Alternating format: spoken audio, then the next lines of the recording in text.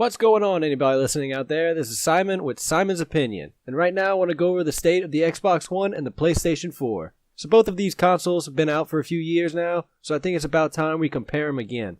So when the Xbox One first released, it was a complete disaster. Having DRM and always having to be online was a big upset for many gamers out there. These issues have been sort of fixed since that abysmal E3 press conference, but they are still there, which many Xbox gamers don't even realize. Also, when the Xbox One released, it was not as powerful as its rival, the PlayStation 4. Now with the Xbox One X coming out, it will be the most powerful console on the market. But at the time of launch, this was not the case, and it was a big factor for many gamers. The Xbox One was also $100 more expensive than the PlayStation 4. And yes, it did have the Kinect bundled with it, but many people just thought that this was a way Microsoft was just shoving more hardware down your throat. So in the end, more people went with the cheaper, more powerful console, which was the PlayStation 4. Now the PlayStation 4 had a very promising announcement video and a superb game lineup. The only problem was that all of these games were so far off from being released that people started to forget about them before they even got released. PlayStation as a company tends to do this a lot at their E3 press conferences, and reporters covering it just eat it all up. Yes, the new God of War game looks extremely fun and looks extremely awesome, but it's not even out yet. So a message to every PlayStation gamer out there, if you say that God of War is the best game and it's only on PlayStation 4, don't count your chickens before they hatch yet. If you can remember correctly, The Last Guardian was introduced for the PlayStation 3, not the PlayStation 4. This would also be like me saying that Halo 6 was the best Xbox One game out there. It might not even come to the Xbox One. But for PlayStation to announce these games so early is a real disappointment for many gamers out there. Shenmue 3 was introduced on stage and had no development started, and still to this day, very little has been revealed about it. For all these reasons, many people have taken the PlayStation's catchphrase, "Greatness awaits," and stated that they are still waiting for the greatness to come. But still, to this day, the PlayStation 4 is the more powerful console. The Xbox One's shitstorm at E3 had cost them their place at launch and also at every media outlet out there. But since that time, Xbox has gotten closer to its gamers, making their console better in every way. The Xbox One console we have now is nothing like the Xbox One years ago at launch. Now the PlayStation 4 has stayed on top because of its dominance in hardware, but its software has more or less leveled out in the last couple of years. PlayStation Now and PlayStation View are very intriguing and new services we have never seen on a console before, but they are very expensive and very underwhelming. When the Xbox One was first introduced, it was to be a complete media center, to watch TV on, to play games, surf the internet, and Skype call with people.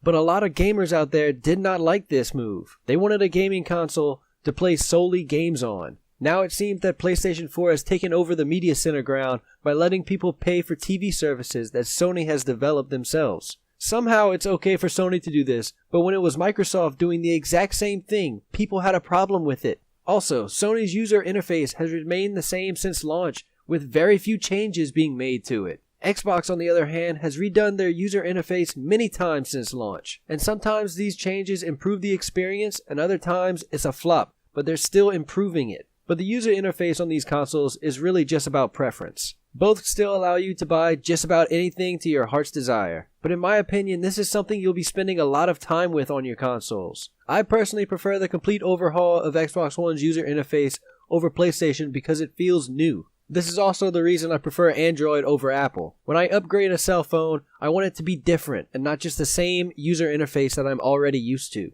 But some out there still prefer iPhone over Androids because it's simpler and they know how to use it. So in the end, it's really about your personal preference. Now, let's talk about the state of the games on both of these consoles. Since launch, Xbox has had a lot of different genres that have incorporated many different playstyles. PlayStation has done the same, but with major titles people keep referring to almost always being third-person shooter games. This is why many people play third-party games more on PlayStation, like Call of Duty and Destiny, rather than playing them on an Xbox One.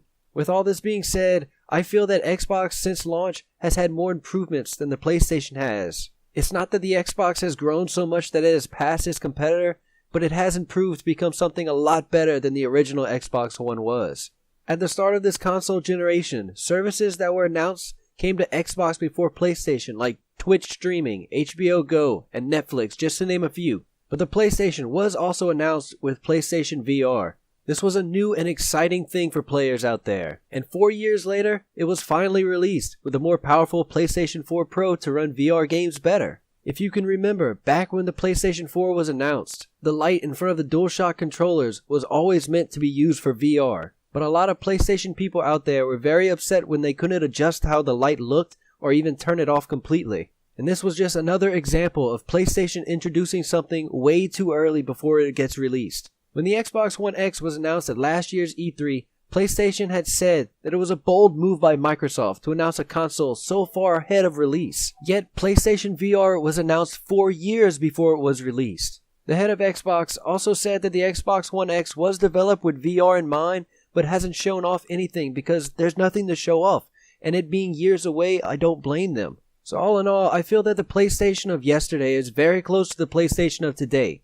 Xbox One may have had a rough start, but only improvements have been made to it, while the PlayStation 4 has remained the same with minor improvements. So in my opinion, the Xbox One is the console many gamers should be flocking to, because it is the best console with the best gaming experience, especially with the release of the Xbox One X. Adding crossplay, Game Pass, EA Access, the Elite controller, the custom controllers, button mapping, Cortana, backwards compatibility, and the preview program, just to name a few off the top of my heads, is a reason to get an Xbox One. PlayStation, on the other hand, has PlayStation Now, PlayStation View, PlayStation VR, YouTube streaming, and more Japanese titles than the Xbox One. So I feel that the PlayStation has stayed on top because of their games and hardware, and is still the go-to place for gamers. But maybe gamers out there need to compare these two consoles again, especially since we have the release of the Xbox One X right around the corner. Xbox is offering more to its gamers, and that's why I mainly play on my Xbox over my PlayStation. But of course, this is just my opinion. PlayStation still has a lot to offer gamers out there. But for anyone out there looking to make the switch to Xbox, come November 7th, that is your time to do it. Thanks for listening, everybody out there. Hope I kept y'all entertained as long as I could. This is Simon from Simon's Opinion, and I hope you did not agree with me.